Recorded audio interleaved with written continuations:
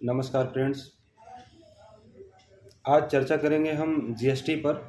खासकर इसलिए क्योंकि जीएसटी के बारे में बहुत सारे लोगों की क्वेरी रहती है और जीएसटी के बारे में समझना ज़रूरी है कि जीएसटी किसको ज़रूरत है, किसको नहीं ज़रूरत है। कुछ नए अपडेट हैं, उनके बारे में भी चर्चा करेंगे। है क्या दरअसल जीएसटी और आईटीआर? अभी तक यही नहीं पता है हमारे जो व्यापारी साथीगण हैं कि हम जीएसटी और आईटीआर दोनों में फ़र्क क्या होता है। खासकर बहुत सारे लोग ये सवाल उठाते हैं कि मैं जीएसटी रजिस्ट्रेशन क्यों कराऊं, हमको जीएसटी रजिस्ट्रेशन कराने की क्या ज़रूरत है। तो जीएसटी के बारे में, रजिस्ट्रेशन कराने के बारे में थोड़ा चर्चा होनी चाहिए थी, बहुत ज़रूरी। तो ये वीडियो इसी माध्यम से मैं बना रहा हूँ कि ताकि आप लोगों तक पहुँचे कि भाई जीएसटी क्या है। जीएसटी दरअसल एक कंपोजिशन और रेगुलर दो पार्ट में होती है। रेगुलर जीएसटी आपकी जो होती है वो इंडिया लेवल पे कहीं से आप स्टॉक परचेज कर सकते हैं, एज ए सेल कर सकते हैं। साथ साथ में इसमें जो फाइल करने का जो मोड रहता है वो मंथली और क्वार्टरली दोनों रहता है। और जितना भी आप कह लीजिए कि जो आप इनकम करते हैं या जीएसटी पे जो परचेज करके लाते हैं, उसके बाद जीएसटी आपको फाइल करना रहता है। और साथ साथ जो जीएसटी आपकी रहती है, अलग अलग जीएसटी होती है।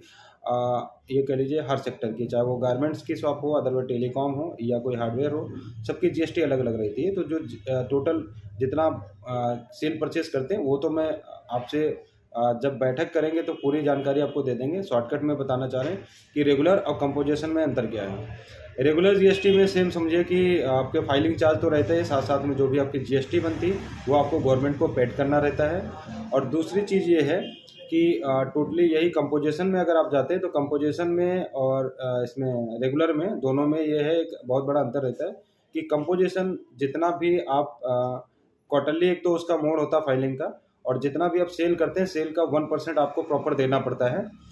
उसका कोई ऐसा इशू नहीं होता कि जीएसटी आपको पेड करना हो गवर्नमेंट को, क्योंकि और उसमें एक और कंडीशन जुड़ी हुई है कि आप कंपोजिशन में कभी भी, जो समाधान आप लोग बोलते हैं कि इसमें कभी भी आप कह लीजिए कि यूपी के बाहर स्टॉक परचेज करना या सेल करना, उसके लिए आपको दिक्कत झेलनी पड़ सकती है, क्योंकि आप उस यूपी के बाहर काम नहीं कर पाएंगे। तो कुछ इस तरह की चीज़ें हैं। और साथ साथ में कुछ जीएसटी में नया अपडेट आया, जैसे हमारे बहुत सारे साथी हैं, क्योंकि लाभ के बारे में जानना जरूरी है कि अगर जीएसटी आप प्रॉपर फाइल करते हैं, एज ए सेल परचेज दिखाते हैं, चाहे वो कंपोजिशन हो या रेगुलर, तो सबसे बड़ा जो आपके लिए जो प्रॉफिट है जीएसटी का, एक तो आप एक नंबर में काम कर रहे हैं, साथ साथ में आप ऑनलाइन भी अपना काम कर सकते हैं, ऑनलाइन ऑफलाइन दोनों। और साथ में, इसके साथ साथ में जो सबसे बड़ी बात ये है कि अगर आपको आपका सिविल वगैरह सही है और बैंक से लेन देन अच्छा है, तो जीएसटी आपका बहुत बड़ा सपोर्ट करता है। एक सीसी में एज ए, अगर सीसी कार्ड बनवाते हैं, लिमिट कार्ड जो रहता है आपका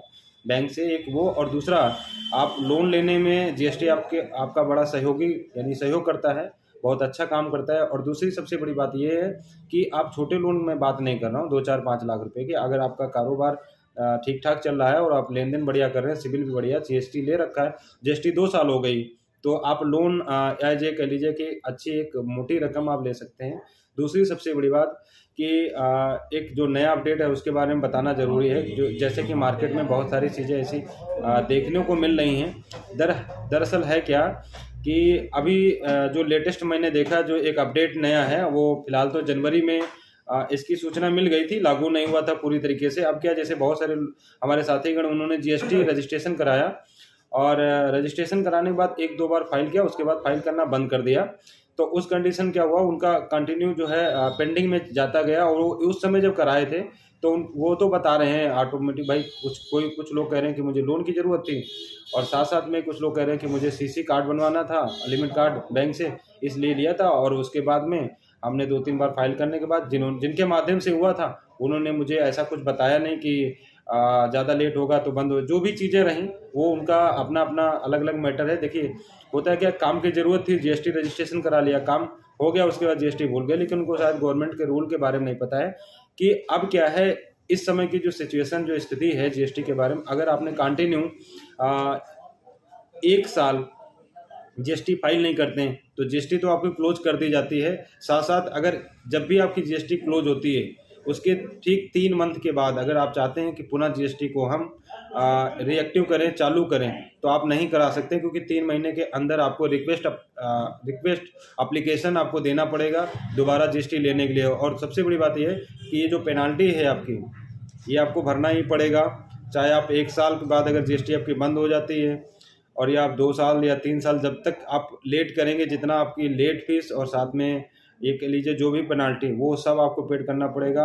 अगर आप ऐसा नहीं करते हैं तो ये समझ लीजिए कभी भी नोटिस आ सकती है, तब आपको भरना पड़ेगा। और जिस टाइम नोटिस आएगा उस टाइम आप जानते हैं कि प्रॉपर भरना ही भरना पड़ेगा, और उस समय अर्जेंट में आपको व्यवस्था करनी पड़ेगी।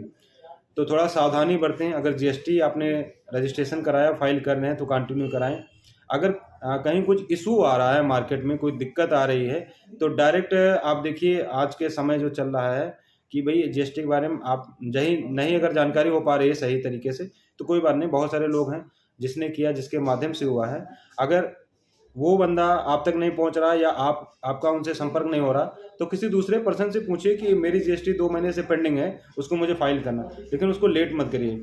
एक दूसरा ऑप्शन, जैसे काम के पर्पज से अगर जीएसटी लेते हैं और उसको काम हो गया, बंद कराना चाहते हैं, तो बंद कराने के बाद में आपको पेनाल्टी नहीं देनी पड़ेगी, लेकिन कंडीशन ही, अगर जीएसटी आपने 2-3 महीने, 4-6 महीने, 1 साल अगर आप कंटिन्यू फाइल किया और उसका पेंडिंग नहीं है, पेनाल्टी नहीं है, तो आप उसको बंद करा सकते हैं, कोई दिक्कत नहीं है। लेकिन जो स्थिति जैसे बताई कि 3 मंथ से ज़्यादा हो गया बंद किए हुए, बंद हो, तो उसके बाद आप जीएसटी दोबारा चालू नहीं कर सकते। अगर सेटलमेंट भी करते हैं जीएसटी को एज ए पेनाल्टी और जो लेट फीस आपका है, तो उसमें आप जीएसटी दोबारा से अपने आईडी पे कभी नहीं ले सकते हैं, क्योंकि वो जीएसटी फिर आपको कभी नहीं मिलेगा। तो ये कुछ नए अपडेट से जानना ज़रूरी है, और बहुत सारी आपको कंटिन्यू जानकारी मिलती रहेंगी। और अगर हमारे माध्यम से जुड़ते हैं तो आपको शॉर्टकट में बताना चाहता हूँ कि जीएसटी रजिस्ट्रेशन केके एसोसिएट हमारी फर्म है। केके एसोसिएट फर्म में हमारे साथ में सीए और लॉयर, साथ में GST practitioner, expert GST practitioner, इनका सबका टोटली ग्रुप है। अच्छे तरीके से कोई भी किसी भी चीज़ की अगर क्वेरी चाहिए तो आप कमेंट बॉक्स में लिख के बता सकते हैं, डिस्क्रिप्शन बॉक्स में देखिए कि आप मोबाइल नंबर उस पर संपर्क कर सकते हैं। आज के लिए इतना ही था, बाकी और वीडियो के माध्यम से आपको मिलता रहेगा। धन्यवाद।